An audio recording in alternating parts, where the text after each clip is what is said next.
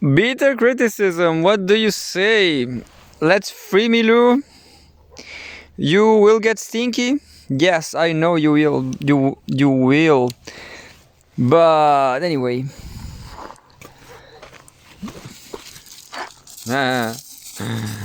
Milou just don't care about Tommy. Tommy, you're... And we have right here, we are with Mimi. I call her Mimi, but his name is Blanca. I don't like Blanca because it's not too creative. I prefer Mimi because she looks like a cow. And over there we have Peter Touch. Come, Peter Touch. Peter. But the truth is, his name is Negro. Terrible creativity. He's super fine. He's a sweet old dog. And Mercy is free again. And there go the fish. My fish just gone. They're having a good time. But you know, Mimi is like cancer, just like me. She prefers me. Look, Mimi. Tommy loves her. Everybody loves Mimi too. You know who? Luli. There's a Aquarius one. I guess Mimi is cancer, just like me, and that's why she's lovely. And Tommy, well, Tommy, I guess he's cancer, just like me too, because he's powerful. No, I'm not sure about Tommy. Maybe Tommy. No, I guess Tommy is also a lover. Tommy is a lover too. You know Tommy. All day in a room. He needs to. Tommy needs to came here and having a chat with Mimi.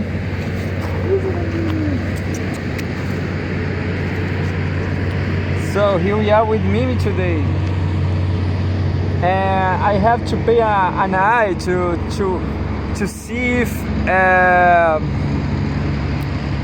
if Peter Touch is not coming to fight Tommy, because that will be terrible for both. For me too. Nobody will understand that I'm not Tommy, you know. Yeah, that's stupid things from Global South. I guess if you have a dog like Tommy, it's not your fault, you know. What can I do? What should I do? Kill Tommy just because he's a champion?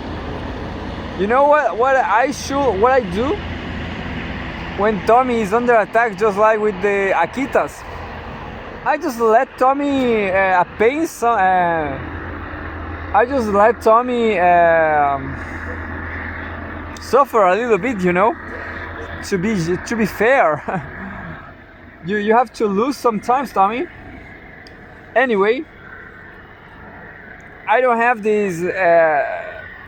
I don't want Tommy to win all the time, you know.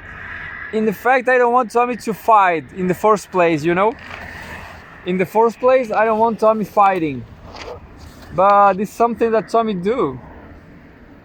But anyway, I just read in the bus Pepe Escobar article. China and Russia will fight back, something like that.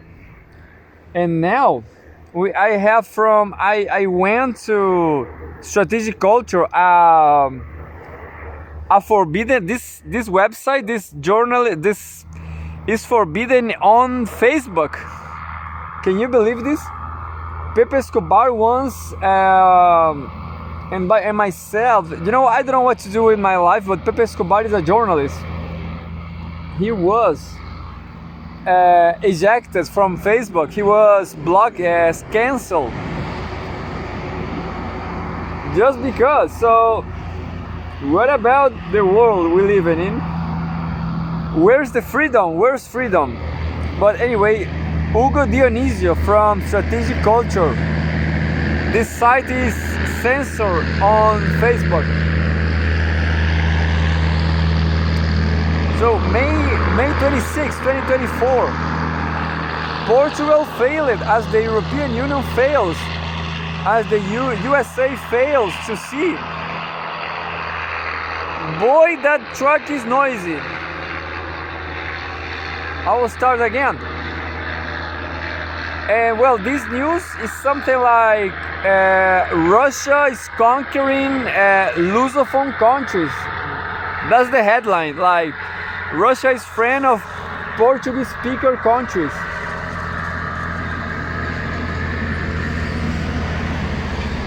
Anyway, Portugal failed as the European Union fails, as the US fails to see in the multipolar world a world without indispensable nations in its future, our future. What? I will try to read quickly this one because I have 107 pages. Maybe next time I will read on the bus too, as usual now. So I'm spending more the most of my time on the bus. I never recorded a daylight in the studio right here. But tomorrow maybe I will do it tomorrow. What about that? The fight for dominance over the world's main mineral resources is raging. As expected, this struggle is most intense in the places where the accumulation of wealth is most felt: Sub-Saharan Africa and the Middle East. The problem is that this fight is moving the tectonic plates, causing panic among the pro-US NATO US EU hosts.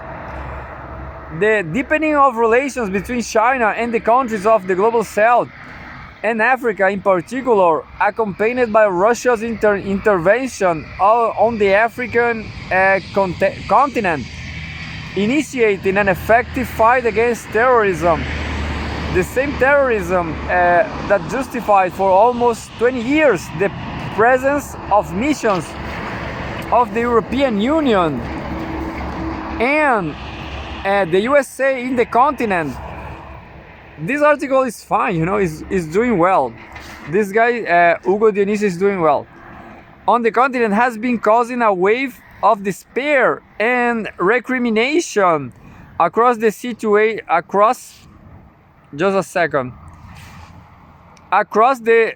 situationist and pro-hegemonic political spectrum. The Russian military presence through Russian African Corps is in several African countries: Burkina Faso, Mali, Chad, Libya, Sudan, Mozambique, Central African Republic, has raised from the political parties from the center-right and neoliberal right of the European political spectrum a whole set of recriminations. The latest being that Russia is aligning dictatorships in Africa. I thought China has more power on Africa, but who knows? These accusations coming from European politicians who have always been aligned with neocolonialism and imperialism is almost caricatured, if it weren't tragic, making us believe that the dictatorship in Africa arrives in the 21st century with the arrival of Russia on the ground after the West's 500 years of plundering, enslaving, occupying, corrupting, conditioning.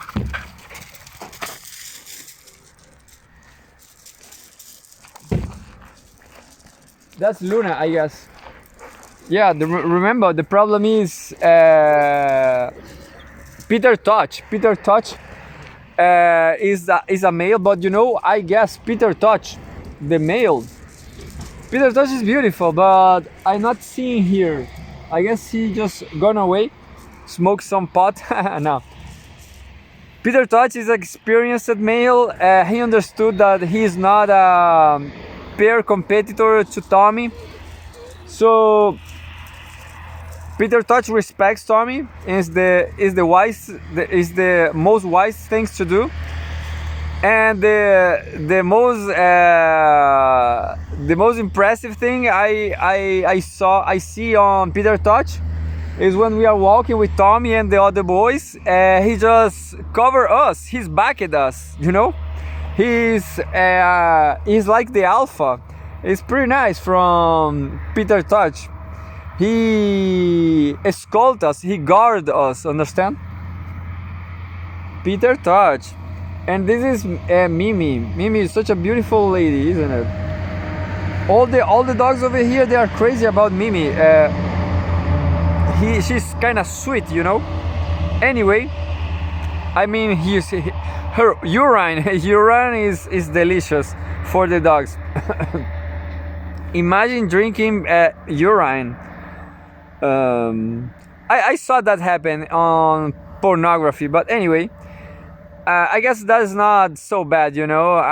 This is just something that happens, and that's it. You have to recognize you are an animal like other animals, and sometimes you have to masturbate yourself, and that's it. You know, that's it, and that's over. But anyway, so let's keep reading this nice article from Strategic Culture. Causing a wave of despair and recrimination across the situationist and pro-hegemonic political spectrum. The Russian military presence through Russian African Corps in several African countries, Burkina Faso, Mali, Chad, Libya, Sudan, Mozambique, and Central African Republic, has raised from the political parties from the center-right and neoliberal right of the European political spectrum a whole set of recriminations, the latest being that Russia is aligning dictatorships in Africa. This accusation coming from Western European politicians who have always been aligned with neocolonialism and imperialism is almost caricatured if it weren't tragic, making us believe that the dictatorship in Africa arrives in the 21st century with the arrival of Russia on the ground after the West's 500 years of plundering, enslaving, occupying, corrupting, conditioning, and exploiting the continent. It says a lot about why the collective West is not able to find its place in today's world. Well, this guy, I guess he's Brazilian, because this is the Brazilian syntax. I will tell you. Brazilians are pretty good writers, I guess. Like this guy, Hugo Dionisio, they have a good tradition of, let's say, journalism, maybe. Chronic, I guess it's chronic, you know? That this is the chronic. Chronic is the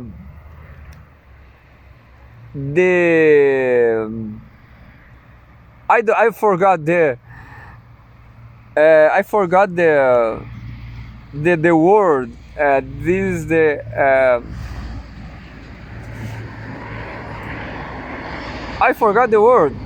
Chronic is like the format, you know. The format is a chronic. Anyway, the inability of the USA, NATO, EU to find a place in the multipolar world, a world that eagerly wants to free itself from the paternalistic, neocolonialist, and subservient past in which it had been placed throughout 500 years of history, finds itself equals in recent events around the world. In Bratislava, Robert Fico, the guy who is shot 3 times and is in critical condition. In Iran, the president and 4 senior state officials died in a helicopter accident. In Democratic Republic of Congo, a coup d'etat was attempted And in Burkina Faso, someone tried to attack the presidential palace. The fight for control of mineral assets is carried out to the millimeter, bastion by bastion, mine by mine, concession by concession. Meanwhile, if China spent $19 billion on mining investments during 2023 and Russia deepens relations with Senegal, Libya, and others, the US, through the International Development Finance Corporation, only invests $740 million. Reluctance can be seen used to obtaining mines at bargain prices or almost for free.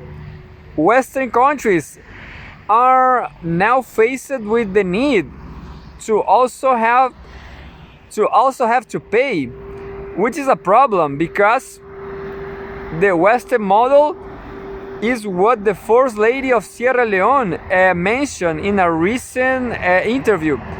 Fatima Mada Bia explained how the United Kingdom owns all the mines in the country and manages the country's own electricity grid.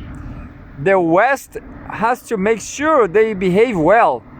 But Sierra Leone has elections won with the best propaganda that Western mining companies can buy.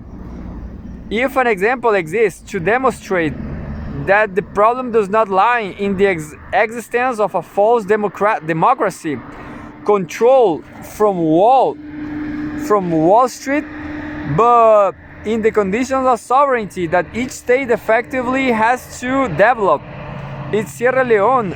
Look who profits from this Western democracy.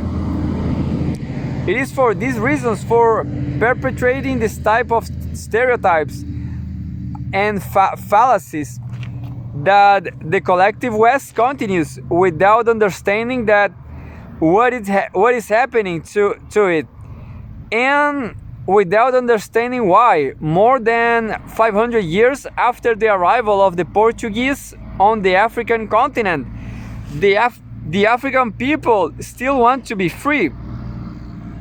500 years of the rule were enough to convince the majority that with the West leading, development will always be a mirage. And the only ones who don't understand it are the Westerners themselves. The creation of the Association of Sahel States is perhaps the first time that in Africa geographic relations have been defined without being subject to Western paternalism. Therefore, this emancipation must be valued. It is within this framework of emancipation that indignation also exploded in Portugal when the newly installed sovereign bodies, the government and the radical right, went into a nervous breakdown upon discovering that a former Portuguese colony, São Tomé and Príncipe, had negotiated, celebrated and implemented a military agreement with Russia, São Tomé and Príncipe, without asking for authorization. If they didn't intend for authorization to be requested, that's not what they implied with their desperation. There was no shortage of recrimination against the Minister of Foreign Affairs and requests for explanations from the most Russophobic sectors. Who knows why they are Russophobes, apart from having passed through the Ivy League inside Portuguese politics, to the point that the President of the Republic, perhaps thinking that he was still in his 16th year before the revolution that dictated the end of the colonial war and decolonization, said he wanted to see the agreement. I'm just gonna leave the news here because it's too specific, you know. I guess that's it. It's all about Africa. You know, I like this subject, but I have to move because I have 100 pages more. 100 pages more. Anyway, so next news. Last Dance at the Vampire Ball. West searchers searches for answers to its demise. As the reality of the coming Russia victory over the combined NATO Leviathan has slowly dawned on the West, it has engendered a poignant shift in the increasingly high-pitched narrative. The comprador elite class has awakened to the fact that their global order is on the brink of dissolution, following Russia's unclothing of their designs. The many decades of Gladio and other subversions are coming undone before our very eyes, as the dream of a certain line of elite architects stretching back many generations are being watched away by the fitful bird of a new world. Everywhere you turn, this elite moral panic is playing out from and center. As their industries die, their people snatch and city. I don't know these two words, you know. These two words are. I will show you. Gnaz and Cite. Gnaz and Cite over there. Have you saw? GNASH and Cite. SEETHE. Anyway, and institutions flirt with collapse. The hoarse-voiced compradors clamber over each other and blurt out litanies of frantic warnings about saving themselves and their class. This was from Mario Draghi. What? I'm not sure about this. Last Dance, I guess it was a short news. And right now we have another news, I guess. Dario Draghi, chance is W needed. What? With his agreement, we published the text of Mario Draghi's speech, European Pillar of Social Rights, Brussels, April 16, 2024. The Global South at geopolitique.eu. Radical change is what we need, is what is needed. The Global South sees clearly the writing on the wall. The Western order is falling. As the West comes to grips with its low pitch over the edge, is bellwether and canaries have raced to trace the problem's roots with the hopes of understanding how to stop it or where it might lead. The problem with the technocrats' solutions is that they are more of the same. They are using the crisis of their impending collapse as a way to usurp control over the sovereignty of all European nations. Take the insidious incitement Draghi's article above about needing radical change to compete with China and the newly shifting global order. What he urgently describes reads like the script from the chronic controllers at Davos. A call to action to integrate the countries of the EU with an iron fist, coercing them into giving up their individual points of leverage to some higher unelected bureaucracy. These two articles, they are from Pepe Escobar's Telegram. They are very nice. The dialectic is always the same. Create a boogeyman to artificially unite people under one flag for security's sake. It is the plot to 1984 and many other prescient works. I didn't got that. Create a boogeyman to artificial unite people under one flag for security. Yeah, I guess I got it. What we are witnessing is the agonizing death of a centuries-old colonialism system of exploitation.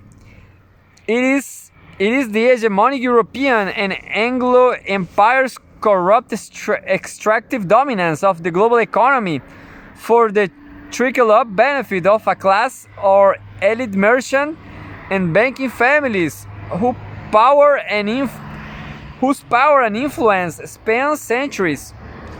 The way this Western order has cartelized and gamified the global economy is, of course, through their control of the banking monopoly, which mediates the flow of world finance and commerce, to which they can apply endless arbitrage and seigniorage via, this is a nice word, I guess I got it, but I never read it. Seigniorage, like senior, understand? Like Don, understand? Like mafia. Via control of the money supply by way of issuance of the dominant reserve currencies. To this day, these remain.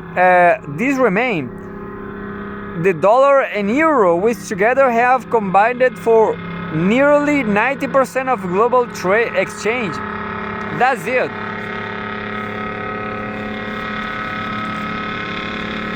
I'm pretty sure that that's the way how Israel controls the world.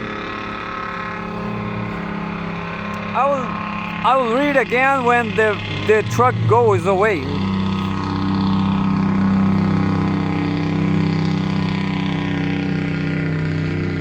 Yeah, as the truck goes away, to this day, this remains.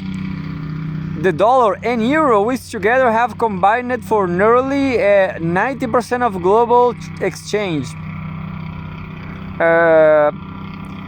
That's a lot.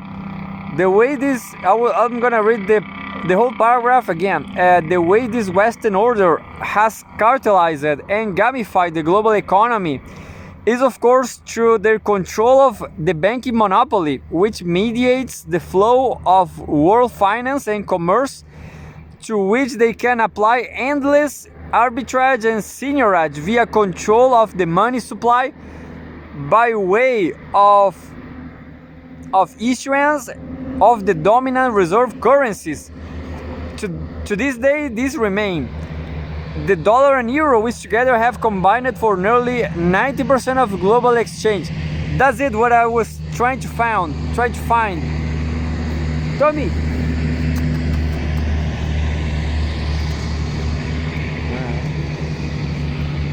Behave, Tommy. Behave. Anyway, this system is the direct carryover of the predatory mercantile fusions of state banking and corporate powers, which saw organizations like the Dutch and British East India companies ravage the world.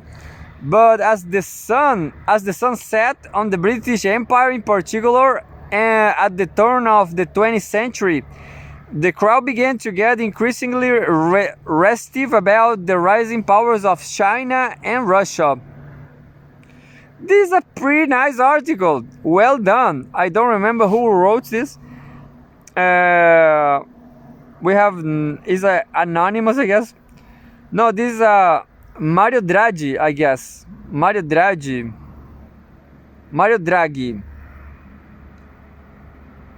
I'm not sure.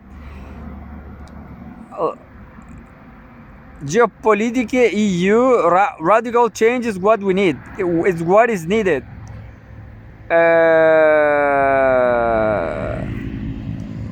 We published the text of Mario Draghi's speech. Yeah, Mario Draghi. So now lacking military or industrial means to overpower these competitors.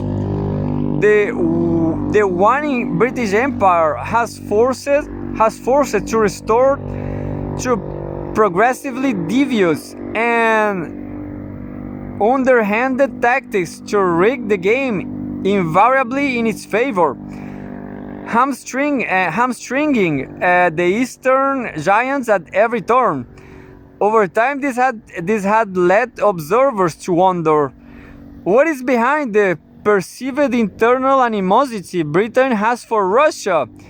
After all, both ruling monarchs were closely related. And then we have a photograph. This is a pretty nice article. Look, they have an image from the royal families. So yeah, they are pretty close actually. Danish royal family, British royal family, Kaiser William II, German emperor. This monarchy stuff it was shit, you know. That was terrible. Some countries still have monarchies. Anyway, recently Jeffrey Sachs gave an interesting account for this very question on the Duran Show. Quote, I want to take it back to the 1840s, to the real roots of hegemony, which is Great Britain. Never was there a hegemon with such ambition and such a curious view of the world. But Britain wanted to run the world in the 19th century and taught America everything it knows. Recently, I read a fascinating book by a historian named G.H. Gleason, published by Harvard University Press in 1950. It's an incredibly interesting book called The Genesis of Russophobia in Great Britain. The question is, where did England's hate of Russia come from? Because it's actually a title a little surprising. Britain has hated Russia since the 1840s and launched the Crimean War. That was a war of choice in modern parliament. A war of choice by Palmerston in the 80s, 50s, because it hated Russia. So this author tries to understand where this hate came from, because it was the same kind of iterative hate that we have now. And by the way, we hated the Soviet Union because it was communist, but we hated Russia afterwards when it wasn't communist. It doesn't matter. So it's a deeper phenomenon, and he tries to trace where this hatred came from. The fascinating point is Russia and Britain were on the same side in the Napoleonic Wars from 1812 to 1815. From the Battle of Moscow in Russia to Napoleon's defeat in Waterloo. They were on the same side, and in fact, for many years the relations weren't great, but they were kind of normal.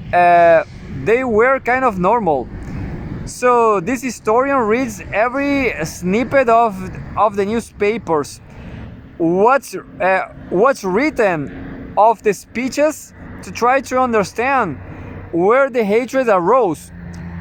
The key point is there was no reason for it. There was nothing that Russia did. Russia didn't behave in some perfidious way. It wasn't Russian evil. It wasn't that the Tsar was somehow off the rails. There wasn't anything except a self-fulfilling later build up over time, because Russia was a big power and therefore an affront to British hegemony. That's it. A big power, a big Harlem power. this is the same reason why the US hates China. Not for anything China actually does, but because it's big. It's the same reason until today that the United States and Britain hate Russia, because it's big. So the author comes to the conclusion that the hate really arose around 1840, because it wasn't instantaneous and there was no single triggering event. The British got it into their crazy lads.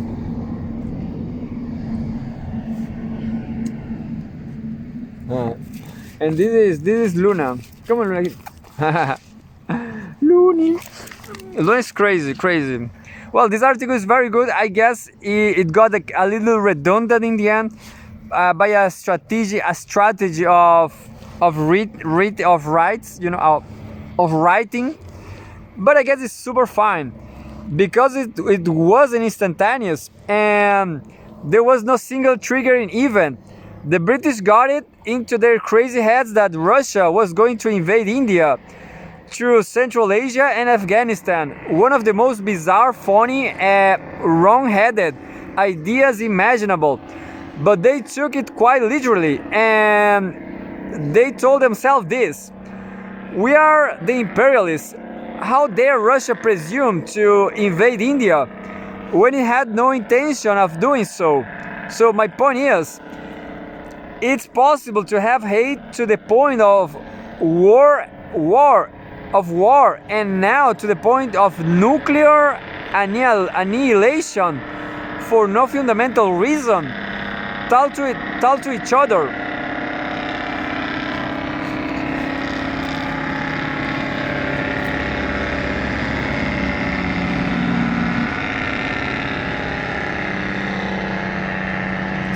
Well, and then we have a lot of books here, look.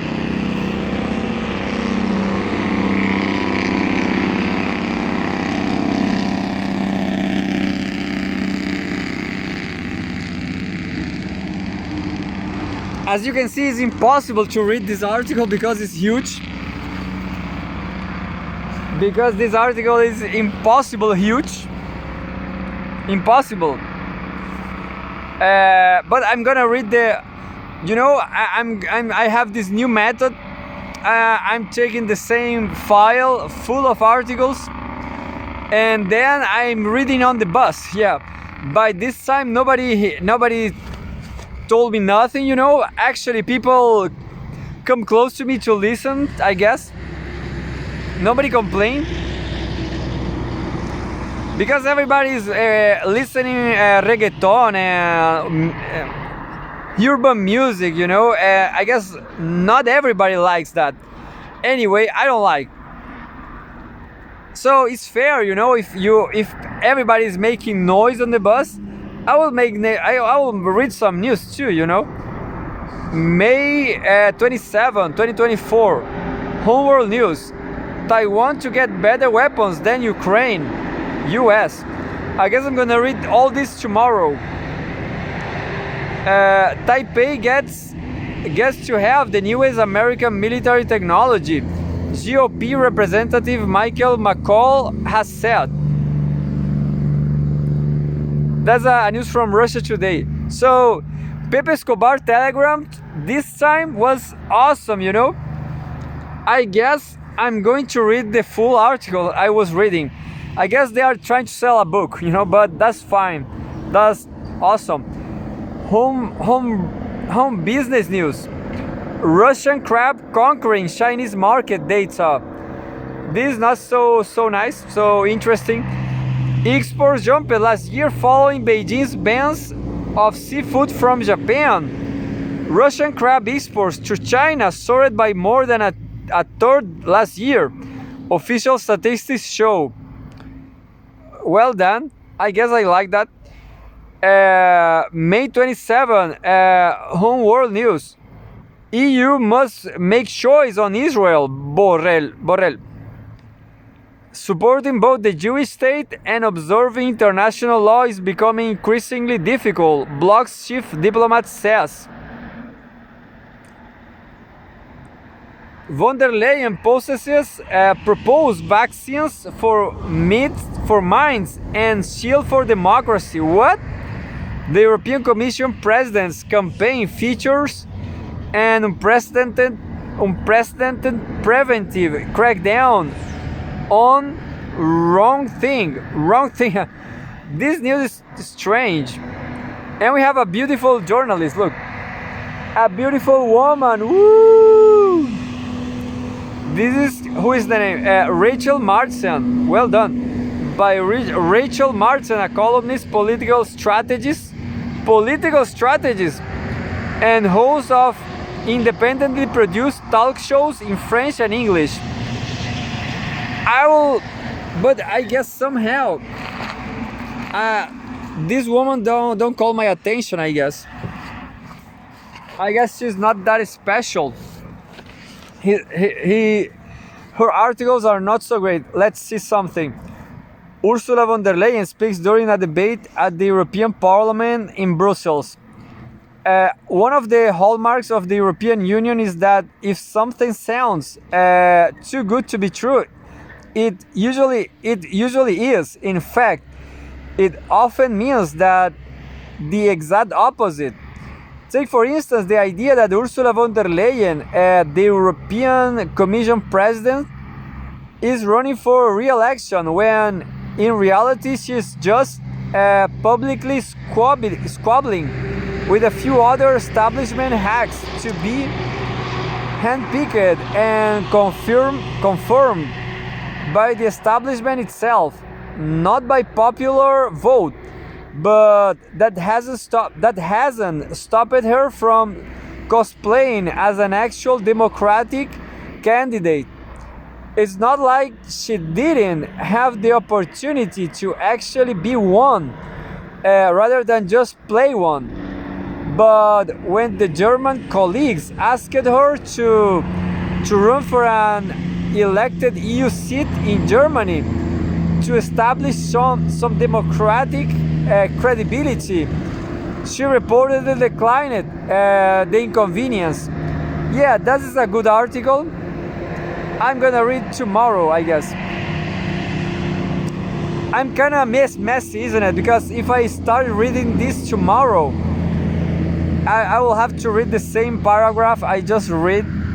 That would be nice, I guess. But this article is huge too. May 27, Russia producing shells at 25% price of NATO countries. That is just 1/4. Moscow also manufactures munition 3 times faster than Ukraine's backers in the West, according to a study.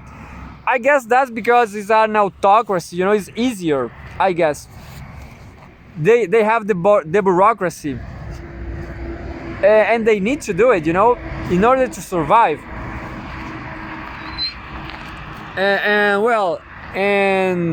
And Ukraine backers, they are just making money. That's it. That's the sad truth of Ukraine.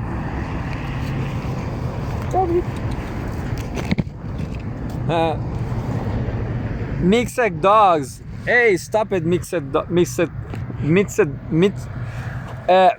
beach. Almost destroy my installation here. Stop it. So just the headlines. European leader warns world heading for disaster. May 26, 2 days ago. The Ukrainian conflict could spiral into a global war that would be a greater tragedy than World War II. Serbian President Alexander Vučić warns. That's true. This from Russia Today also. U.S. strike on Russian targets will be the start for U.S. strike on Russian targets will be start of World War. Medvedev. The former president's warning comes after Poland said Washington will hit Russian targets if Moscow were to use nukes in Ukraine. Anyway, I hope this never happened. Ruble strengthens to 5 month high at May 27. So the ruble is doing well. The currency has been rallying due to increased sales of foreign earnings by exporters and now CGTM. But I guess I'm gonna leave here. Yeah, this is time for Tommy freedom, you know. Poor Tommy. Hey Mimi, is not give some freedom to Tommy too, baby. She's cancer just like me and Tommy. We are the cancer, yeah. But Tommy's kinda fierce, so Tommy's not. But cancer, we the cancer, we are fierce too. So Tommy's like a mafia dog. And cancer people, we are mafia people. Understand? We take care of the situations. We take better decisions, I guess. And here we have the problem. This is Peter Touch. Hey Peter. Peter Touch. Maybe sometime. I bet no. I bet Peter Touch will never make any problem to Tommy. I guess. I hope so. Because Tommy will give Peter zero chance. So Tommy is in love of. Can you see how they exchange urines? Hey! Peter Touch just gone. He's over there. So I'm waiting for just more seconds here. So yeah, my new method is super fine. I'm reading news at the bus. I'm super happy doing it. I guess sometimes somebody will try to steal my phones, but it's hard to do it. They are just they are not using violence in Chile, understand? They just pickpocket your. Chileans are just pickpocketers. That's it.